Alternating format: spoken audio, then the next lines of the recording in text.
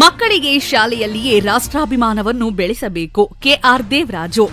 ತಿಪ್ಟೂರು ತಾಲೂಕಿನ ಕಿಬ್ಬನಹಳ್ಳಿ ಹೋಬಳಿಯ ಕರಡಿ ಗ್ರಾಮ ಪಂಚಾಯಿತಿಯ ಆವರಣದಲ್ಲಿ ಹಮ್ಮಿಕೊಂಡಿದ್ದ 2024-25ನೇ ಸಾಲಿನ ಮಕ್ಕಳ ಗ್ರಾಮ ಸಭೆಯಲ್ಲಿ ಮಾತನಾಡಿದ್ದ ಕರಡಿ ಗ್ರಾಮ ಪಂಚಾಯತ್ ಸದಸ್ಯರು ಹಾಗೂ ಪ್ರಾಥಮಿಕ ಕೃಷಿ ಪತ್ತಿನ ಸಹಕಾರ ಸಂಘದ ಅಧ್ಯಕ್ಷರಾದ ಕೆಆರ್ ದೇವರಾಜುರವರು ಶಿಕ್ಷಕರು ಶಾಲೆಗಳಲ್ಲಿಯೇ ಮಕ್ಕಳಿಗೆ ನಮ್ಮ ದೇಶದ ಇತಿಹಾಸವನ್ನು ತಿಳಿಸುವ ಮೂಲಕ ರಾಷ್ಟ್ರಭಕ್ತಿ ಹಾಗೂ ರಾಷ್ಟ್ರಾಭಿಮಾನವನ್ನು ಹುಟ್ಟುಹಾಕಬೇಕು.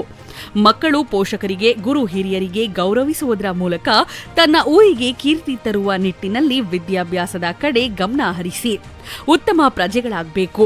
ಮಕ್ಕಳ ಗ್ರಾಮ ಸಭೆಯು ಮುಂದೆ ನೀವು ಯಾವ ರೀತಿ ಜೀವನ ಸಾಗಿಸಬೇಕು ಎಂಬುವ ನಿಟ್ಟಿನಲ್ಲಿ ಸರ್ಕಾರ ವಿವಿಧ ಇಲಾಖೆ ಅಧಿಕಾರಿಗಳನ್ನ ಒಳಗೊಂಡಂತೆ ಒಂದೇ ವೇದಿಕೆಯಲ್ಲಿ ಅರಿವು ಮೂಡಿಸುವ ಕಾರ್ಯವಾಗಿದೆ. ಮಕ್ಕಳ ಗ್ರಾಮ ಸಭೆಯ ವಿಶೇಷತೆ ಮತ್ತು ಮಕ್ಕಳ ಹಾಗೂ ಪೋಷಕರ ನಡುವೆ ಇರುವ ಬಾಂಧವ್ಯದ ಬಗ್ಗೆ ಹಾಗೂ ಪೋಷಕರಲ್ಲಿ ಮಕ್ಕಳ ಬಗ್ಗೆ ಇರಬೇಕಾದ ಜವಾಬ್ದಾರಿಯ ಬಗ್ಗೆ ವಿವರವಾಗಿ ಸಭೆಯಲ್ಲಿ ತಿಳಿಸಿದರು.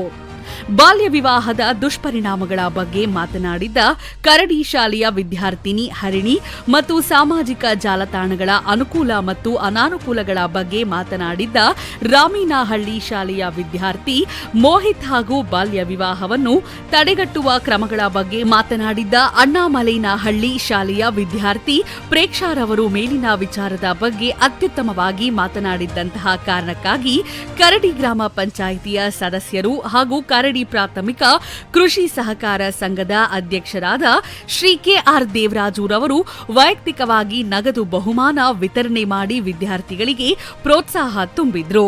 ಗ್ರಾಮ ಪಂಚಾಯತ್ ಅಧ್ಯಕ್ಷ ಜಯರಾಮ್, ಉಪಾಧ್ಯಕ್ಷೆ ದೇವಿರಮ್ಮ, ಪಿಡಿಒ ಕವಿತಾ, ಸದಸ್ಯರಾದ ರವೀಶ್, ಕುಮಾರಯ್ಯ, ಮುನಿರಾಜ್ ಮತ್ತು ಲಕ್ಕಮ್ಮ ಸೇರಿದಂತೆ ಸದಸ್ಯರು, ಇಲಾಖೆಯ ಅಧಿಕಾರಿಗಳು, ಸಿಬ್ಬಂದಿ ವರ್ಗ, ಶಿಕ್ಷಕ ವೃಂದ ಮತ್ತು ವಿದ್ಯಾರ್ಥಿಗಳು ಹಾಜರಿದ್ದರು.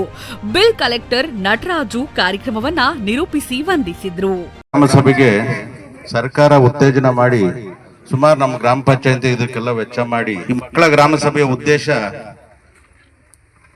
ಈ ಒಂದು ವರ್ಷಕ್ಕೆಲ್ಲ ಸೇರಿಸಿ ಅವ್ರ ಮಕ್ಕಳ ಬಗ್ಗೆ ಕಾನೂನು ಅರಿವು ಹೆಂಗಾಗಬೇಕು, ಯಾವ ರೀತಿ ಅವರು ಮೆಂಟಲಿ ತಯಾರಬೇಕು, ಮಾನಸಿಕವಾಗಿ ಅವ್ರು ಯಾವ ಒಳ್ಳೆ ಉದ್ದೇಶಗಳನ್ನ ಅಳವಡಿಸ್ಕೋಬೇಕು ಅನ್ನೋ ಉದ್ದೇಶದಿಂದ ಸರ್ಕಾರ ಈ ಯೋಜನೆಯನ್ನು ಜಾರಿಗೆ ತಂದಿದೆ. ಈಗ ನೋಡಿದ್ರೆ ನೀವು ಮಕ್ಕಳು ಚಿಕ್ಕ ಚಿಕ್ಕ ಮಕ್ಕಳು 4, 5, 9, 10ನೇ ವರ್ಷದ ಮಕ್ಕಳು